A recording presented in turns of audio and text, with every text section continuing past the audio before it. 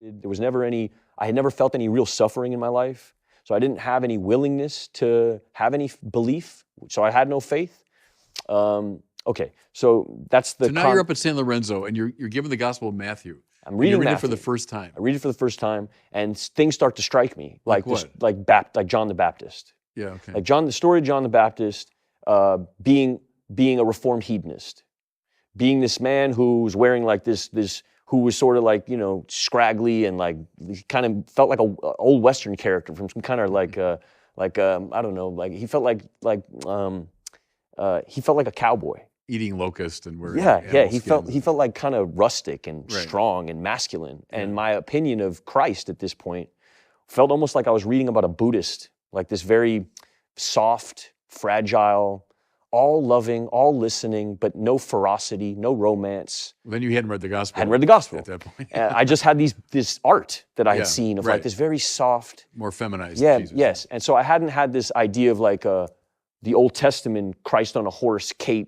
dipped in blood, sword. I had none of that was in my lexicon of knowledge. So all I knew about was this very soft, meek Jesus, which didn't fit into my idea of what masculinity would be. I come from my dad was a Mongol biker, it's like it wasn't appealing to me.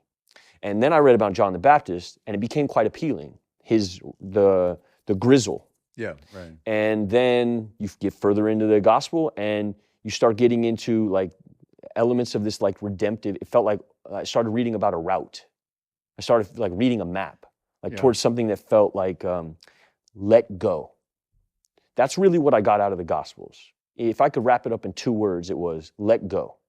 And at that time when I was reading it, I was holding on so tight to a life that I was slipping away through my hands, to 35 years of management, that the gospel gave me this invite to just let go.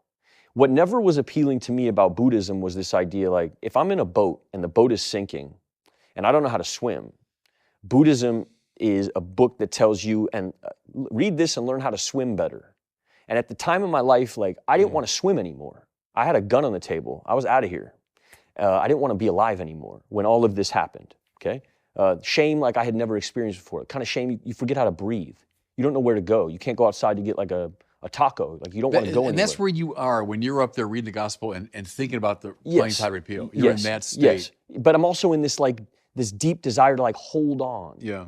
And so I read the gospel with this man, Jude, and I keep hearing like in many different variations of it. I'm not going to explain the whole gospel here, nor do I need to. It's you. But I keep hearing let go. Mm-hmm. And to a person who's been gripping so tight for so long, it feels like, it just feels like, it just feels like the right move to let go, like complete surrender for real. And it stops being this like prep of a movie, and it starts being something that feels beyond all that. And I stopped sending videos. Like at a certain point with Jude, I just like really fall in. And then I meet these women, Sister Lucia of the Sacred Heart Sisters, who starts really like catechizing me.